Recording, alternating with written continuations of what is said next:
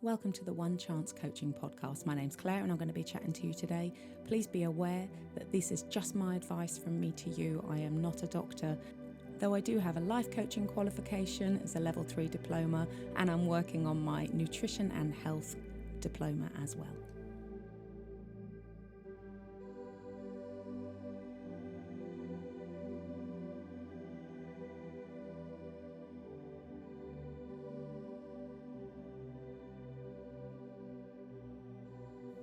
Good morning. I am so excited this morning to welcome a very, very special guest. This is somebody that I have been following on TikTok for 6 months and has taught me just incredible amounts. And I'm so thrilled to welcome Kel with me this morning. Kel from Mindfuel. Oh, my darling, thank you so much for being here. I'm so excited. Like I said, I am a little bit starstruck to talk to you because I watch you every day, and I have watched you every day since the minute I joined TikTok, and you stumbled on my For You page. And honestly, I just resonated with you so much right from the get-go. I was like, I freaking love this woman. Just tell me a little bit about your journey and how you got to being a nutrition coach and all that shebang. Right, let me get my notes up so it looks like I'm really streamless. Hang on. Oh, yeah. Got it on my phone, so let me put that there so it doesn't look like I'm looking away. Okay. I've got notes too. It's all good. Don't worry. Okay, so yeah, it wasn't something that I said I've always wanted to do. It wasn't like anything that I even ever thought I wanted to do. I mean, with my past and like my food and not exercising and stuff, actually me becoming a nutrition coach and running is something that's taken my family and everyone by surprise, because I was so like the complete opposite. The actual thing that made me do it was after I had I'll go more into like more of the other diet clubs later, but after I had my baby and I went back onto Swimming World, and I went straight back into this, like, I can't have that. And it was like, I instantly then felt scared and I felt fear around food that obviously I hadn't had for 9 months because I'd been pregnant. So I'd sacked it all off. So I'd eaten what I wanted. And then I thought, no, there has got to be another way. And so I started calorie counting. And then when I was eating things like avocado and getting results, I was like, but how? Like, this can't be right. So then I was like, no, I do actually want to learn a bit more. So I started do a course of Future Fit just at the start, really just to learn more for myself, so I could never go back into that like fear around foods. But then the more I did it, and one of the exams was to do a case study with somebody, and I actually felt like I really enjoyed then helping them. And when they were coming to me with some of the things that I believe too, I thought, I'm not by myself here. Like, no, you're not. Yeah. So then when I finished my level 3 and then I started doing my level 4, I thought, no, maybe this is something that I can sort of do, but I wanted to do it in a different way. I didn't want to be the bog standard, I'm coaching with you for 6 months sort of thing. So then I try and do something different. But yeah, that's sort of how I fell into it, really. It was never like, hey, right, I'm going to do this and then I'm going to do that. It's just sort of like, I don't know, just rolled, really. Yeah. I think sometimes that's the best way, though. Like you have this little passion for something, and then that spurs into something, and then your brain starts ticking over, and you think, hang on a minute, I could go somewhere else with this. And yeah, the most sustainable careers, like the most sustainable anything, like fat loss, is these things that go slowly and then sort of snowball. And I think it's wonderful. So I just the whole business, how does your business sort of work? I know you've got your website and everything, but how do you run your coaching, as it were? So because I've got a little girl at home as well, my goal was that I wanted to be at home with her, and I never wanted to have to ring anybody up and say, my little girl's poorly from school, I'm not coming in today. Or I feel, because of my diabetes as well, some days that I feel shit. So I wanted to build something that then worked around us. So it's not like a full coaching like on my phone sort of thing. It's like they come to me with what their goal is, what their mindset struggles is, and I sort of give them like a big pack with all the information that they could possibly need.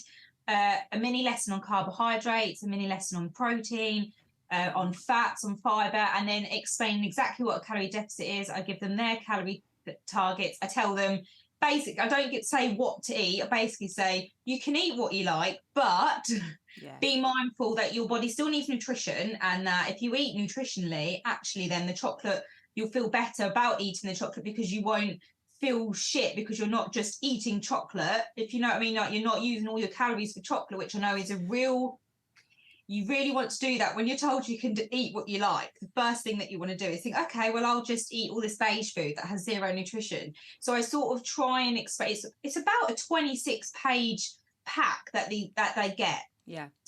And then there's one up from that, which is then they provide me with 3 days of their current food diary, and I amend their current food to say to work in better with nutrition and fat loss. So rather than saying, right, you now need to eat this for 3 days, which are things that they've never even fucking eaten before, they've now got to spend 50 extra quid on the shopping, which they instantly people don't want to do. No. I've had loads of people say, like, oh, do I have to go buy broccoli now? And I'm like, if you don't like broccoli, no. Why do you want to eat it? Why would you do that? Yeah, I know. Broccoli isn't super, you know? Yeah, so you have to live on quinoa and no, you don't. I think this is part of the thing, though, because, like, I always find it really amusing, and this is one of the reasons that I resonated with you so much, was because was the diet club queen, and you were talking about your family and how surprised they were, and I there's the reason I went to TikTok when I started doing the Team RH thing,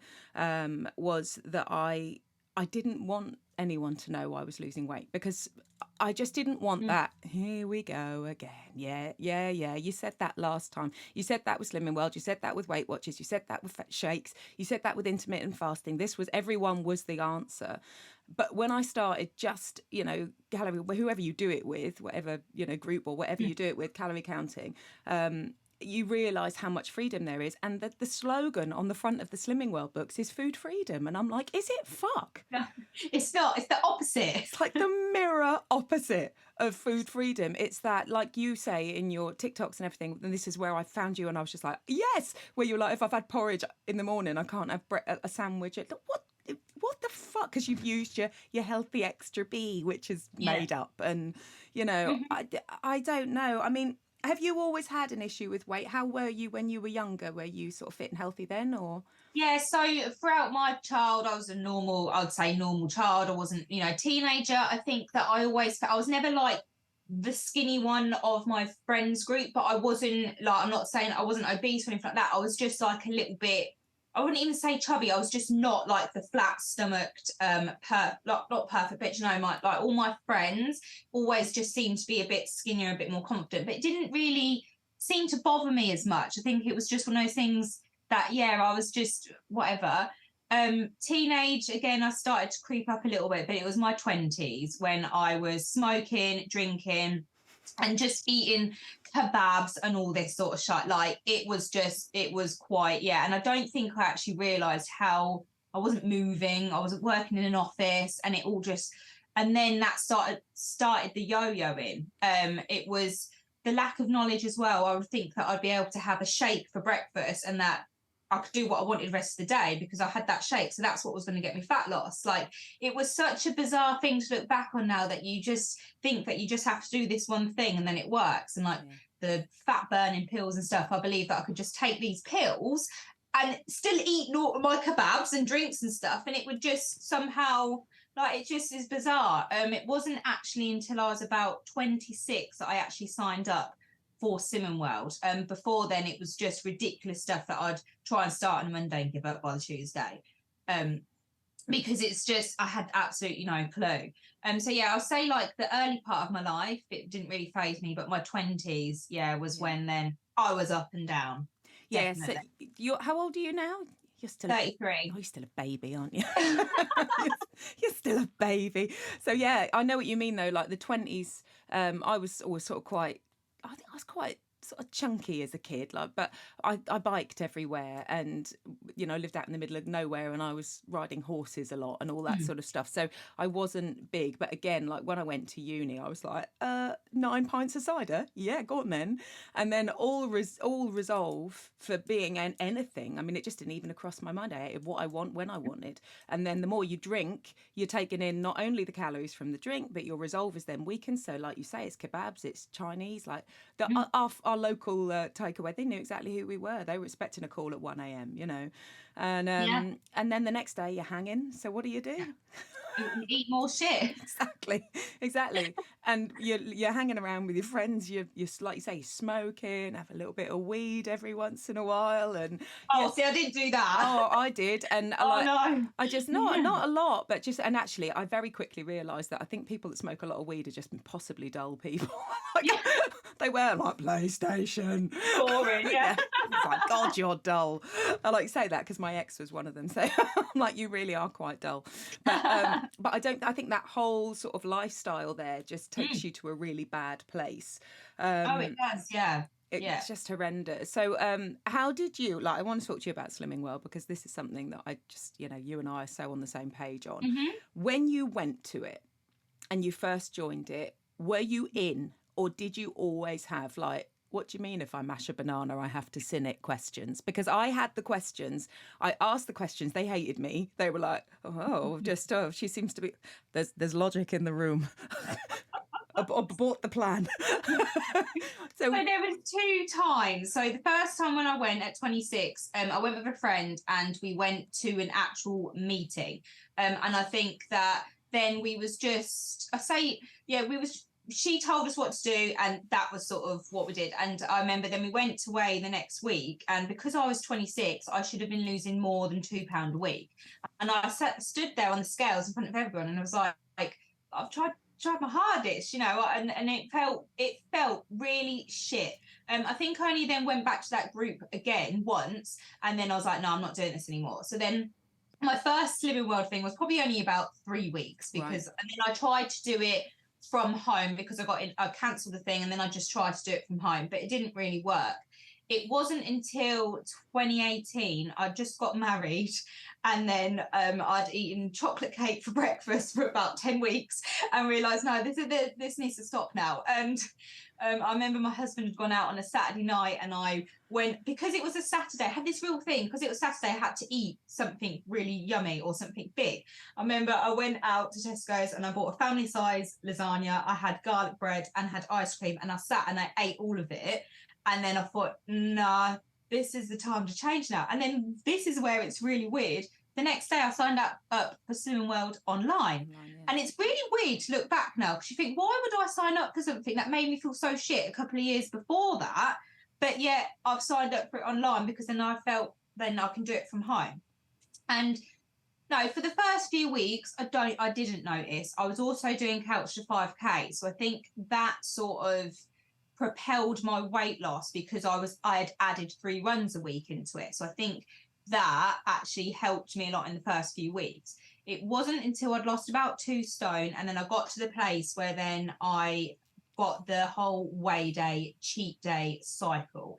And then on a Tuesday I'd weigh in, and whatever it said, then I would just go to Tesco's and I'd buy a whole pack of hot cross buns, I'd buy Lurpak, and I'd eat all of that. I'd just eat so much on a Tuesday, because I'd restricted so much the week before, and because I wasn't losing, and I felt like I was on plan. But obviously, because I was running, and I was running like 30-40 miles a week, so again, to try and off the food that I was eating, I wasn't getting the nutrition that I needed. Then I'd be coming home from a run absolutely starving, and then feeling like I couldn't eat. And that's then when my best friend and my husband were a bit like, no, there's something wrong here. And when like there was like, oh, let's go for a meal, and I was like, I can't go for a meal because it's too many sins and things like that. And then I think that's when I started to notice a little bit that there was I would be looking at foods and not having it, or then if I did have it, then I'd just go on to an absolute binge all day. But then I fell pregnant, and I remember messaging them saying, I'm pregnant now. And they said, okay, we'll cancel it and we'll see you after your baby. So then that to me was like, oh, okay, I'll eat what I want now for 9 months. And then it wasn't until then, like the third time, then again, why I went back for a third time after, because it's like indoctrinated, isn't it? Like that's the way that you need to lose weight. Yep. And then it wasn't, until I sat there with a baby, and then my husband was like, "Oh, would you like a coffee?" And I'm like, "No, because I've already had my milk for today." And he was like, "You've been up all night. Have a fucking coffee." Yeah. And then so then it was them bits that I thought no, and then that's when I sort of, as I was going through the day, and I would find myself, no, I can't have that. I'd then write it down, and then at the end, I'd have all these, things that's then when I think I noticed. Yeah. While you're in it, you don't. No, not at all. And like you say, oh God, I can resonate, and I'm sure loads of people that are listening to this will absolutely resonate with that. Okay, weigh-in days on a Tuesday, like you said. So you stuff your face all day because you've got 6 days to fix it. And it's that constant overeat, clawback, or what, like running like a lunatic just to, absolutely, not because you wanted to go for a run or because you wanted to go to the gym. In fact, I was told categorically not to go to the gym because it'd make me heavier. So I'm like, well, way to go, guys, Yeah. Just, I mean, it is just unbelievable because there's so much emphasis on weight and the number and not fat or muscle mass or water or anything else that might be in your system. The queue for the toilet round the bloody door because everyone's trying to squeeze out one last wee, and that's messed everyone up. I mean, I still don't feel like I'm over it properly. I know it now, and the logic outweighs, and I'm like, yep, no, this is bullshit. And but it creeps in. It does. I had a lady message me the other day. She said, "Oh, I've been doing calorie count and I'm doing really well." And she said, and the other day, one evening, I signed up for Slimming World again. I'm like, what are you doing?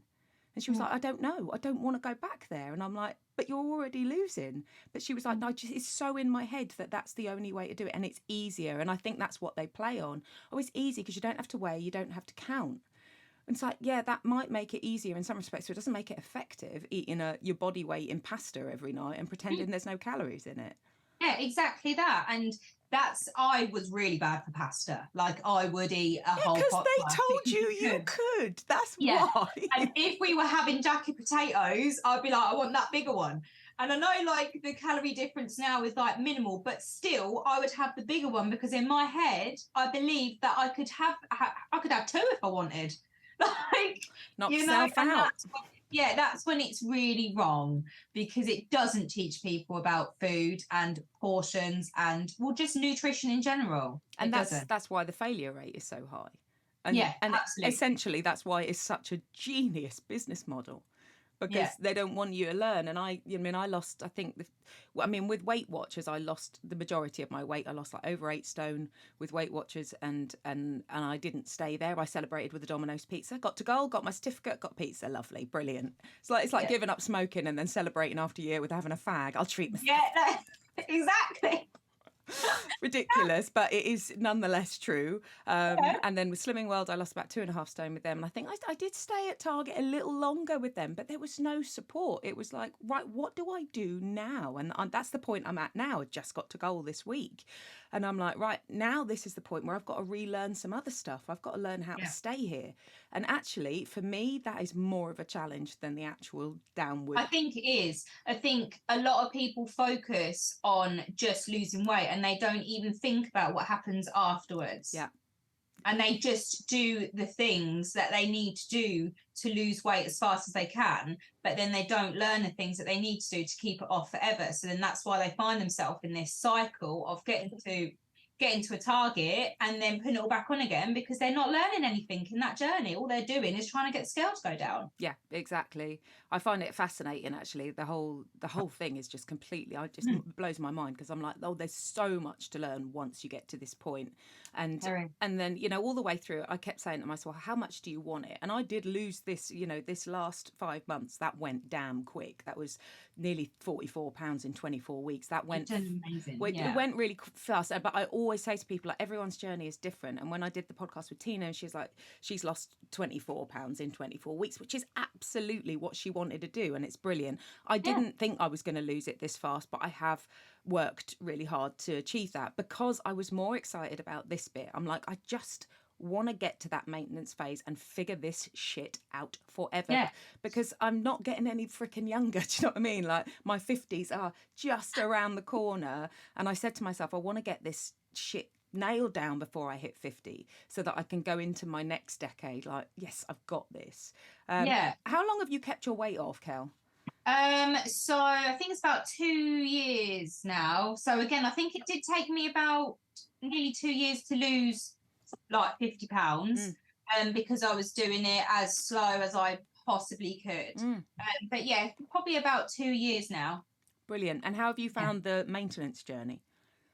So I actually find it with a toddler as well. It's actually, she's my biggest reason to do it. And I thought that it would be hard to do it with a toddler, but actually every day it's the reason why, because I don't want her to hear me say things like, no, I can't eat that because I'm, on such and such. So there are absolutely days where I don't track. I think I do it mindfully now, because I am a very obsessive person. I will track when I need to track. Like if I might go back into a little bit of a deficit just to tone up a little bit, and I will track and I'll be on point. But then I don't track because, again, at 3, she's very, very aware at the moment, and I don't want her then to think, oh, why is mummy putting that in before she eats it, just in case she gets the wrong thing. Yeah.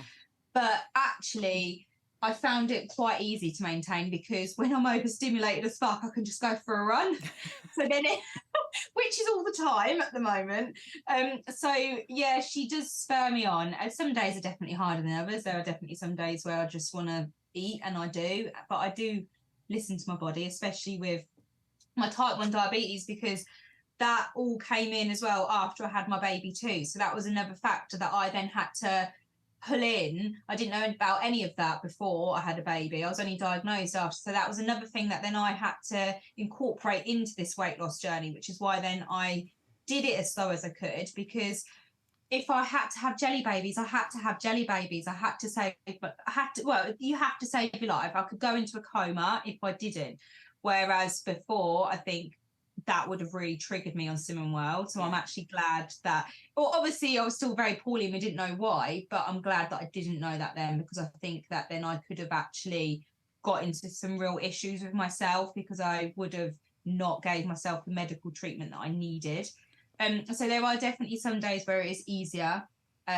On my blood sugar days that are really hard, it is harder that I feel some days. I think everyone does. You wake up and you feel bloated because you've eaten more food than you have to, I think overall the running and the walking has really helped me, and that I want to provide a good example for her, because I also want her to see me eating fruit and veg, because then she's going to be encouraging to eat fruit and veg. I also want her to see me eat chocolate and cake, because that's okay too. And sometimes it is a hard balance to strike, isn't it? Because, I would never, and I'm not one of these parents that's like, oh, you can have that, you can have a chocolate, because I think that's another thing why I used to reward myself a lot with foods, because that was just the thing in the 90s. If you were good, you could have a chocolate. So I try, sometimes it does come out, and I think it's just and I think shit. But I do try to not reward her with food, because I don't want her to think that she has to earn food or be good for food, because then the whole, oh, I've been good today, so I'll have a pizza, or oh, I went for a run today, I was good, so I'll have this. That sort of mindset is very, very much on the top of my head too. That mindset is so bang on, though. I always say one of my favourite phrases is, don't reward yourself with food, you're not a dog.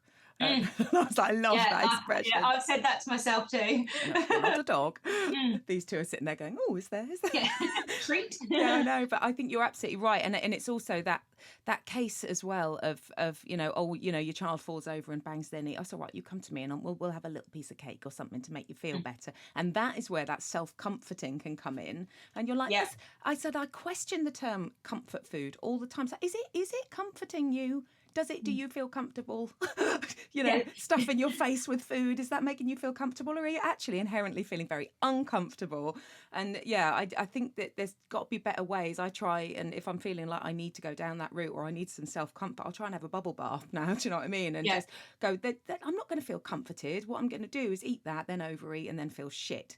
Exactly. And where's the comfort? You've got to question, there's other ways of doing things and looking at it. I love that you're doing it for your daughter as well. I think that's amazing, because that's got to be all of it. As parents, I think that's setting the good example has got to be the best thing. Yeah, and I mean, toddlers are hard to get to eat in the first place, aren't they? Like, one day they'll love cucumber and the next day they're like, I really don't want to break this to you, but 16 still the same. But you ate them yesterday. I don't like that. Why do they do that? But I think the comfort thing does come from a bit of a primal human instinct that, obviously, back to like the caveman type things, if you were eating, you were comforted because that person went out and hunted and you had won at life. You were eating. So I think it does bring like a bit of a human instinct to us, that it makes us feel better in that moment, because that's what we were sort of bred to survive and born to survive, to do, to eat. But then, as you say, half an hour later you're like, why have I just eaten all that? I don't need to stuff my face because I'm not a caveman, and now I feel like shit. And then sometimes you could even then, well, I'll just eat more to get that feeling again, and then it just keeps rolling and rolling. I know. And also, I think actually I've never even considered that, but thinking about the sort of the caveman going back, way back when, you don't eat if you feel unsafe. So at the moment that you're feeling safe and comforted and with your family and your connective like little group, maybe you're right. Maybe that's I think it is a bit of a primal instinct in a human that makes you feel, like when you're eating that you've won, because but we don't need that trait anymore. We can go to Tesco's. We don't have to hunt with our spears, we don't need it. I got bloody more food in my freezer than they have in Tesco's. It's ridiculous. It's ridiculous. How is your life better now that you're free of it? Now like I think of it as a cult, and I genuinely do think of it as like a bit of a cult thing. How is your life better now? I can go for a meal and just see food as food, and on that day decide what I want depending on what I want on that day, rather than like sins and stuff. My sister-in-law is a baker, and she can now send me cakes and cookies, and I can eat them without feeling anything. But I can also eat just one with a cup of tea and not feel like I have to eat all 6 because I've ruined it, so I'll eat the whole thing. And things like when I'm running as well, I can fuel my body without these stupid things in my head. Like, I can have a peanut butter sandwich when I get home, regardless if I had oats for breakfast. So it has changed, because I am now, I know my qualification and stuff will help with the nutrition side of things, but I don't have that guilt of thinking I have to have something swimming world friendly after I've had a run, when actually all my body needs, if I've had a long run, is quick acting carbohydrates, when I would have been scared to have that before. So it definitely has changed a lot. The whole carbs issue is just such a massive thing, and there are so many people that I see. I follow a lot of people on TikTok, and they're all on different, because stuff pops up, and you're following. There's one guy, and I won't mention his name, but he's doing fantastically. He has lost an absolute shit ton of weight, but he's like, and this morning I got up and I ate a tin of tuna and a rice cake, and his calories are so low, and I was like, I just wonder. And he's done, like I say, he's done amazingly. He's working out at the gym. He still smokes. I'm like, you need to pack that in, because what are you doing? You've got 2 young kids for starters, and also, what's the point in doing all the health stuff and losing all the weight if you're going to keep smoking? Exactly. But I sort of look at people like that, and I just wonder, again, like, how are you going to tackle the maintenance thing when you've taken your calories so low that your metabolism may be all over the place when you start? And this is the point that I'm at now, on this like very slow increase of like reintroducing a few more calories and watching the scale like a bloody hawk and going, it's a really odd thing, getting on the scale in the morning and going, oh actually it's okay that I've like put on a little bit, or it's it's because it does become obsessive. Of course it does, yeah. But you don't lose, like, I've lost 122 pounds. You don't lose that by not being obsessive. You can't. No, exactly. I think that as well, though, there's a difference between being committed and obsessive. I think obsessive is when it can be dangerous to you, and then it, like you say, it makes you feel shit when you just see a slight increase. Yeah. But because why that is. You're just committed to doing what's best for you. And I Yeah. think that's great. And it's such a great mindset, because I was weighing myself every morning, and it wasn't because of the good stuff. It was because I was obsessed. And then that day I would then, right, okay, I won't have my sins today, or I won't have whatever. Yeah. Even though then I'd eat a bucket full of pasta. But and again, because you're not told things like, when you eat a carbohydrate, for your body to process the carb, it needs to retain water. So then guess what? You will weigh more. Yeah. So then what their answer is, oh, just don't eat carbohydrates then. Yeah. And then like, oh, brilliant. So that's forever, is it? Yeah. And that's the thing that I've said all the way through. I was like, all the way through this stage, and this is my final weight loss journey. I'm not doing it again. Yeah. I'm done. But that's just because I've learned so much from people like you and Richie, and learning, and loads of other amazing people online who have just been like, oh shit, you know, like, oh, now I get it. You know, it's like light bulb after light bulb. And then I went, well, bugger it, I'm going to go and do a nutrition course and get that done and learn some stuff, you know, like proper fact. I've always gone right fact over fad.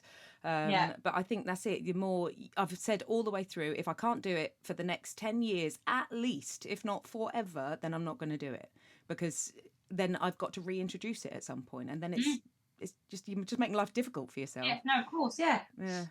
It's craziness. Anyway, what are your goals for the future? Where do you see yourself in 5 years?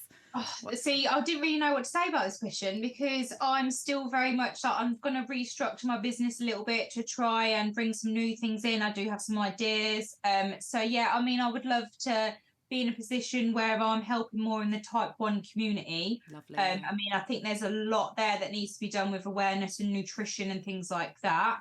But I think just generally just still really helping people, and yeah, just hopefully be in a place where I'm helping people and people can come to me for fat loss and never have to do it again, or never have to go, you know, anywhere. But I think I am going to be steering more.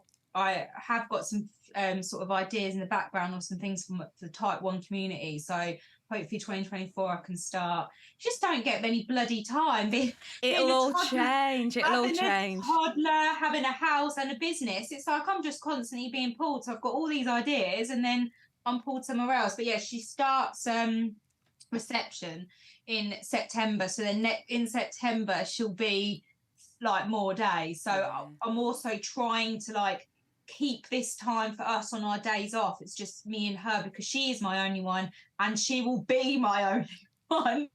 So I want to, you know, it's quite a tough, and what got so much to do over here, but I also don't want to miss out over here. So I think, yeah, it's going to be a slow 5 years, but I have got a lot of stuff. There's so much that changes between, you know, the next 5 years of her life is going to be just transformative for yours.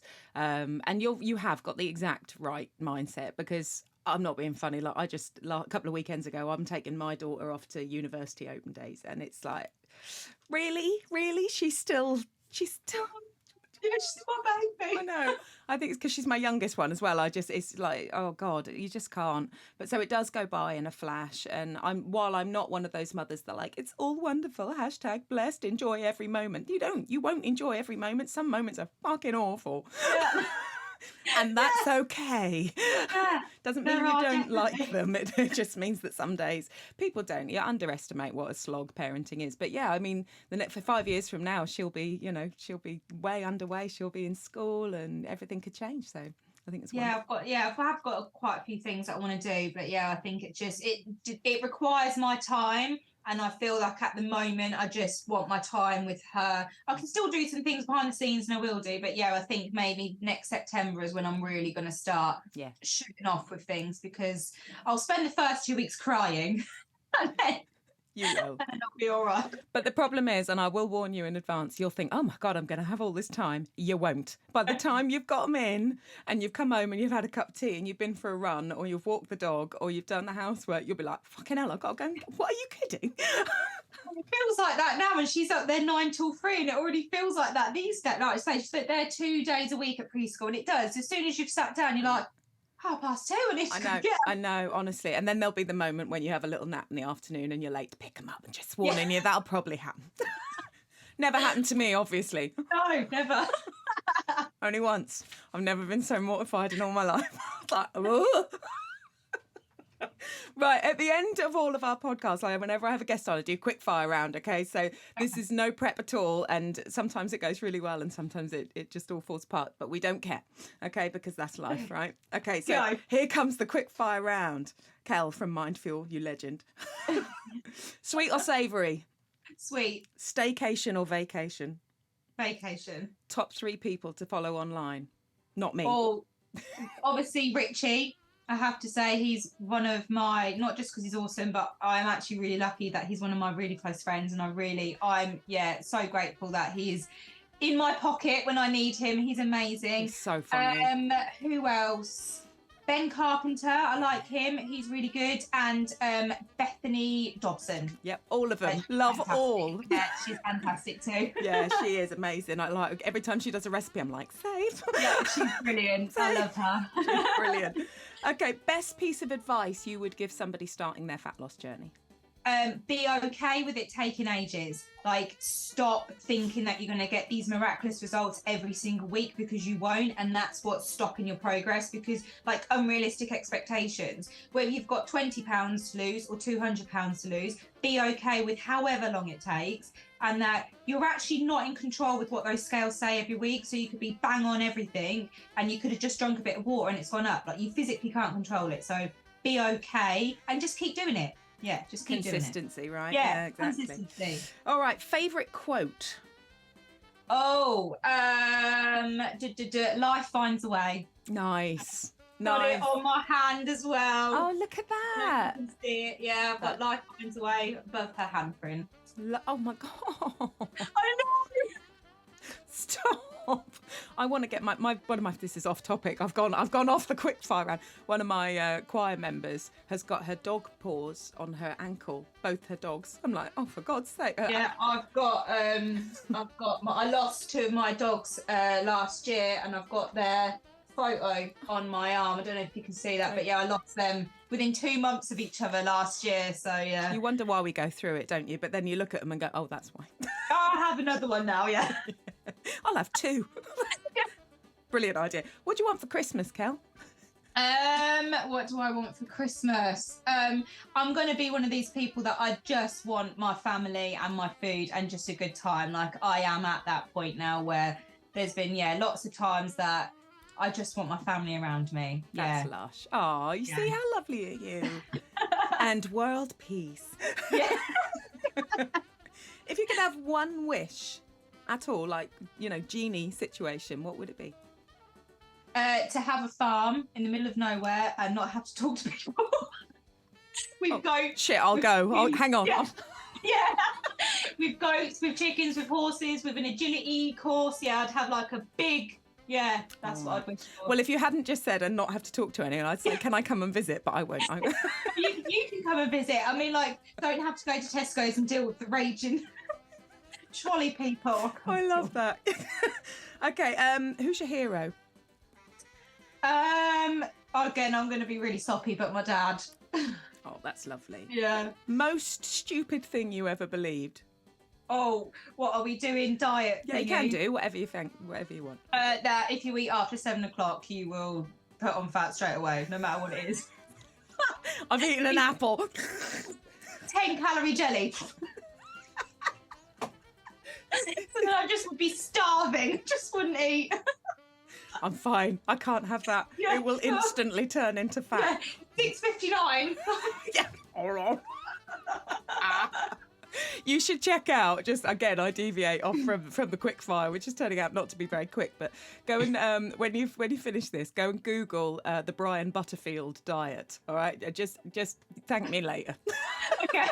Brian Butterfield is the best thing ever. You'll love it. Okay, and the last one, quick fire number 10, which turned out not to be very quick at all. Best piece of advice, diet-wise, or food, fat loss, like this Christmas, going into the festive season. Enjoy yourself, but also remember that your body needs nutrition.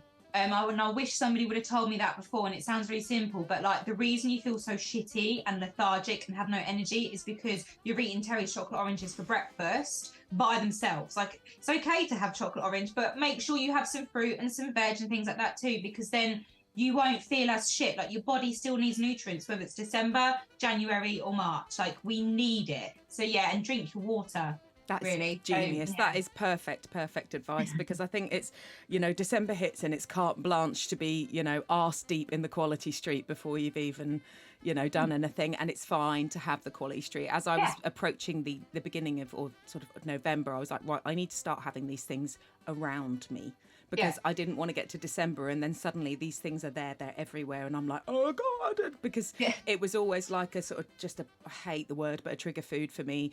And I was just like, straight away, I'd be arse deep in the buggers, and I could snaffle a whole bloody thing of quality street with no problem a year ago. Yeah, same. And I was just like, right, I need to start having these things around me and, be okay with having a couple in the evening. And, I think that's part of it, isn't it? Is that the Christmas season is part of it. Food is a bit of it. It's not just fuel. People say this all the time, it's just fuel. And I'm like, anyone that says food is just fuel, I question that, because it's not. It's love and it's celebration and it's that's what I say. There's food that nourishes your body and there's food that nourishes your soul. And both of those should be included every single day. And this is what some things that I say to people. So when they come to me, it's like, just if you do both, then you will get not only just fat loss results, but then you will be happier and healthier, because you're including everything in your life. You're not depriving your soul of anything and you're not depriving your body of anything. You're nourishing both. And that's what people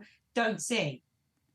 That it's okay to have chocolate. It might not have any like nourishment in it, but it will nourish your soul, and that's okay. Yeah. And that's the only reason you need. Brilliant advice. Kel, tell us where people can reach you. So on my website, or if you go on Instagram, DM me on Instagram. I don't use DMs on TikTok. I can't imagine what them DMs would be like. So I'm just not even putting my energy into that. So yeah, DM me on Instagram or head on to my website, which is mindfuelwithkel.com, and there is like a little chat box. I would like to remind people that it is me that replies to that. I don't have a customer service team. So if I don't reply instantly, it's because it's just me. I don't have a customer service team. I don't have an IT team. My husband doesn't like to be called the IT team, but he's my IT. And some people can get so ragey because they think it's a bot or they think it's a customer service team, and it's just me. And I think that some people need to. I'm not this big corporation yet that has the ability. I'm every single staff member. Yep. So a bit of patience, especially around Christmas time and stuff as well. I do feel like I might get a bit busier in January because everybody's going to flood. But yeah, DM me on Instagram is probably the best place as well. I think that's very, very shrewd advice. And anyone listening, I can empathise completely. I have 4 websites. 4 because of the music side of things. So I've got 3. I've got my choir, my duo, my band, and now I've got my coaching one, which I'm just launching now. So I am now in a position where I will literally say that to people as well. It's like, I am one person, and don't give out your mobile phone number. I never ever. Oh, never. No. Once you do, you never take it back again. I've had someone email me before saying, can I have your WhatsApp so we can chat? I'm like, no, email's fine. Yeah, email is fine. Email me, it's fine. Yeah. You can't see when I've read it then. And people, this is the problem. I think everyone is so contactable. And do you know what I hate about Facebook and Facebook messengers is that they give you an average rating for how quickly it takes you to respond to stuff. And you're like, you do what you don't know, Facebook, is that person messaged me at 2:00 in the morning.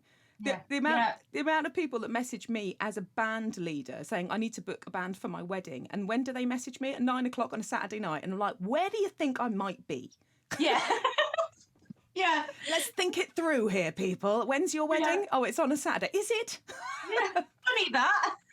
Yeah, so I think that's absolutely shrewd advice. A little bit of patience in weight loss, in fat loss, in life itself.